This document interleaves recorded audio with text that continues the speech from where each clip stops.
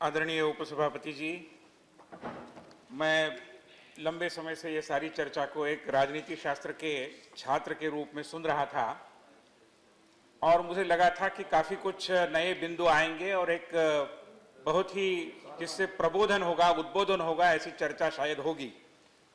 मगर जब चर्चा को मैंने सुना, विशेष रूप में विपक्ष के हमारे मित्रों के सारे आर्ग्यूमेंट्स, प्रतिपादन जब मैंने सुने, तो मैं तो मराठी प्रदेश से आता हूं, हिंदी कोई मेरी मातृभाषा नहीं है, मगर हिंदी जब हम पढ़े तब अध्यक्ष महोदय हमें एक मुहावरा बताया गया था, नाच ना आए आंगन टेढ़ा।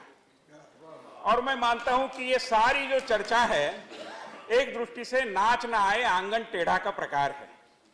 इनको जनतांत्रिक पद्धति से पूरे जीतने के अवसर थे, काफी सारी सुविधाएं उनके पास थी और एक नहीं दो बोले कि ये साथ पसंद है, दोनों मिलकर नाचना तो छोड़ो, खड़ा नहीं रह पाए और अभी आंगन टेढ़ा है इसका बहाना बनाते हुए ईवीएम मशीन को कटघरे में खड़े करने की कवायद कर रहे हैं।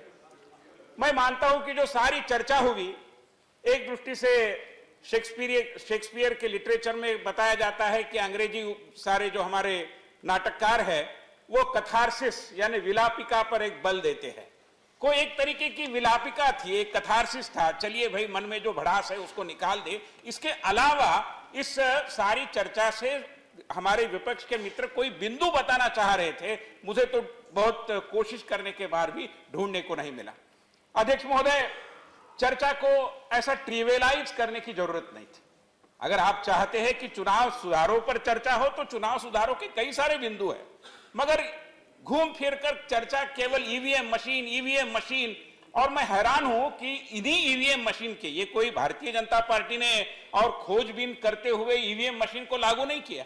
इसकी चर्चा 98 से चली, 98, 99, 2004, 2009, जिसमें से कई चुनाव राज्यों में और केंद्र में भी हमारे विपक्ष के मित्रों ने जीते हैं।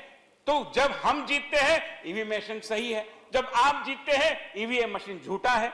मैं मानता हूं कि इस तर्क के पीछे जो खोखलापन है इसके अंदर, ये तो स्कूल में जाने वाला बच्चा भी समझ सकता है। और उसके लिए इस तरीके से अगर बातें हम करेंगे और पूरे सदन का समय, अगर व्यापक चर्चा है मैं उसका स्वागत करूंगा।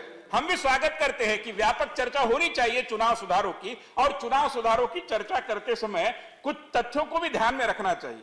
देखिए, और कैसे कैसे प्रतिपादन और किन किन लोगों के द्वारा किए गए अध्यक्ष महोदय, वो लोग आज यहां सदन में उपस्थित नहीं है, हमारे बहुजन समाज पार्टी के मान्यवर नेता, मगर जिन्होंने मैनिफेस्टो निकालने की भी आवश्यकता समझी नहीं, कहा कि कोई घोषणा पत्र हम नहीं निकालेंगे, हम जनता को वैसे ही गुमराह बनाएंगे। और वो आज जनतंत्र की भाषा कर रहे, हमें प्रवचन दे रहे, लोकतंत्र के बारे में लंबी लंबी बातें बता रहे। ये कैसे जचेगा और ये कैसे गले उतरेगा, मैं तो समझ नहीं सकता। मीडिया और व्हाट्सएप पर पाबंदी लगाने की बात आ रही है। अरे आप मीडिया की स्वतंत्रता की और अभिव्यक्ति के स्वतंत्रता की बात करते हैं और व्हाट्सएप में कुछ घूमता है, कुछ फिरता है, तो बोलते हैं कि इसके कारण अपप्रचार हो रहा है। कौन से जमाने में आप रह रहे हैं? तो ये तकनीक, जो आधुनिक तकनीक है, सूचना प्रौद्योगिकी है, इसका थोड़ा सा तकाजा भी लेना चाहिए। यहां पर first past the post system के बारे में बात हुई।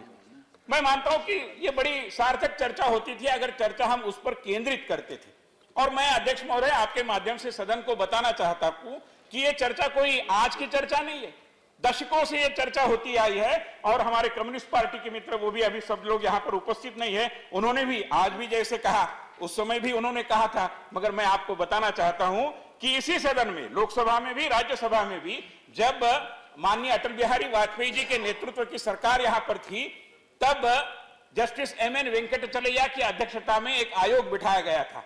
ये आयोग ने संविधान के क्रियान्वयन पर की निगरानी की और एक रिपोर्ट दी।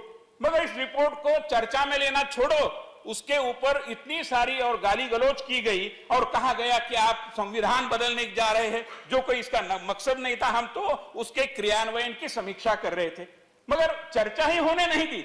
चर्चा पर पाबंदी लगाई गई, जैसे कि वेंकटचलैया कमीशन के बारे में कुछ कहना, मान लीजिए कोई बड़ा महापातक है, ऐसा वातावरण बनाया गया। अरे उसने तो यही कहा था कि first past the post system की जगह आप प्रोपोर्शनल रिप्रेजेंटेशन के मार्ग से जाए। और महोदय मैं आपको बताना चाहूंगा, आंकड़े बिल्कुल सरासर उजागर करते हैं तथ्य को कि किस पद्धति से इस सिस्टम के कारण एक भ्रांति निर्माण होती है। और ये भ्रांति हमने निर्माण नहीं की, ये हमारे संविधान में, और आप संविधान की जो चर्चा हुई है जब संविधान सभा बैठी थी, कौन सी सिस्टम ली जाए इसके ऊपर चर्चा हुई अध्यक्ष महोदय, कि ये जो first past the post system ली जाए या प्रोपोर्शनल रिप्रेजेंटेशन लिया जाए। और चर्चा मात्र कुछ घंटे या एक दिन तक चली और माना गया कि ब्रिटेन से जो आदतें हमें लगी है या जो सिखाया गया है, क्योंकि यहां पर चुनाव तो 1935 से होते आए, तो चलो भाई उसी सिस्टम को ले आए, कोई प्रॉब्लम नहीं। मगर उस सिस्टम की जो विसंगतियां है, देखिए मैं आपको बताता हूं, 1971 में कांग्रेस जीती, उसको 43% वोट मिले। 77 में वो लूज कर गई, चुनाव हार गई, उसको 34.52% वोट मिले, कोई बहुत अंतर नहीं था। 1980 में जीती, फिर 42% मिले, 84 में 48 मिले, फिर जीत गई, मगर 89 में हारी 39 पर, मतलब वोटों का अंतर। और आज हमें प्रवचन दे रहे हैं कि 31% ही वोट है और इतने सारे लोग तो आपके खिलाफ है। अरे भैया, आपने कभी 50% से अधिक वोट पाए थे अपनी जिंदगी में? हम दूसरों को प्रवचन देंगे, दूसरों को मिले जनादेश के ऊपर आप एक सवालिया निशान लगाओगे और जैसे मानकर चलेंगे कि राजकाज करना तो हमारा जन्मसिद्ध अधिकार है, आप कैसे राज कर सकते हैं? अगर सही कहीं दर्द है, कोई पीड़ा है, तो मैं मानता हूं कि ये पीड़ा है और उससे हमारे विपक्ष के मित्रों ने, मेरा आग्रह रहेगा कि बाहर आना चाहिए। अध्यक्ष जी, बहुत लंबा भाषण करने की आवश्यकता नहीं, काफी बातें हुई है, मगर मैं थोड़ी उम्मीद कर रहा था कि सदन में कोई तो होगा जो पार्टी के अंदर के लोकतांत्रिक चुनाव की भी कुछ बात उठाएगा। मुझे समझ में नहीं आता, इतने सारे दल है, कुछ दल ऐसे है, हमारे राष्ट्रीय अध्यक्ष जी है, वो कई बार बोलते हैं कि कुछ दल ऐसे है कि जिनका आज से 50 इयर्स आफ्टर कौन अध्यक्ष होगा ये हम बता सकते हैं, क्योंकि वो तो उसी का पोता या नाती होगा जो आज उस पार्टी का अध्यक्ष है। तो ऐसे जो घरानेशाही के आधार पर राजनीतिक दल चलते हैं, वो हमें लोकतंत्र के बारे में प्रवचन दे रहे, वो कह रहे कि लोकतंत्र की सुरक्षा होनी चाहिए। आप थोड़ा सा अंदर झांक कर देखिए कि आपने किस लोकतंत्र का और पुरस्कार किया और किस पद्धति से आपने अपने राजनीतिक दल को आप चला रहे हैं। मैं मानता हूं एक इंट्रोस्पेक्शन की आवश्यकता है, एक थोड़ा सा अंदर झांक कर देखने की जरूरत है। अगर हम वाकई में राजनीतिक सुधारों का एक लंबा पट है, there is a huge canvas of political reforms which this country requires, badly requires। और मैं आपको करबद्ध निवेदन कर रहा हूं कि ये जो नया भारत है जिसका जिक्र माननीय प्रधानमंत्री करते हैं, जो मेहरबानी नहीं चाहता, जो केवल हक चाहता है, जो अवसर चाहता है, जो मोहताज नहीं है कि आप उसको कुछ ये दो वो दो, कोई प्रसाद बांटो, मगर वो चाहता है अवसर। और ये जो नया भारत है इस घिसी पीटी राजनीति से उब गया है और इसीलिए वो हमारे प्रधानमंत्री मोदी जी का सहयोग कर रहा है, उसके पीछे पूरी ताकत से खड़ा है। इस मैसेज को मेरा आपको निवेदन है कि कृपया समझने की कोशिश करें। अध्यक्ष महोदय, केवल 2 मिनट। जस्टिस तारकुंडे कमेटी आई थी 75-76 में, बाद में गोस्वामी कमेटी जिसका जिक्र यहां पर हुआ, फिर जस्टिस वी कृष्णा अय्यर जी के नेतृत्व में एक कमेटी आई, उन्होंने भी कहा, और बाद में 1999 में लॉ कमीशन की एक रिपोर्ट आई जिसमें चुनाव सुधारों का एक लंबा और डिस्कशन हमें देखने को मिलता है। और मैं पूरे गर्व के साथ कहूंगा कि इस देश में बुनियादी चुनाव सुधारों की ओर अगर कदम किसी ने डालने की कोशिश की, कदम उठाने की कोशिश की, तो वो प्रधानमंत्री अटल बिहारी वाजपेयी जी की सरकार ने। जब राज्यसभा का चुनाव पारदर्शी किया गया, किसकी हिम्मत थी कि कैबिनेट के मंत्रियों की संख्या पर एक पाबंदी लाई जाए, एक सीमित किया जाए, क्योंकि कैबिनेट मंत्री की जो संख्या है उसको हम इस तरीके से बार्टर एक्सचेंज नहीं कर सकते। कितनी बड़ी सोच थी, तो हमने किया है। हम चुनाव सुधारों के प्रति प्रतिबद्ध है, उसके बारे में हमें किसी ने और प्रवचन देने की आवश्यकता है मैं मानता नहीं।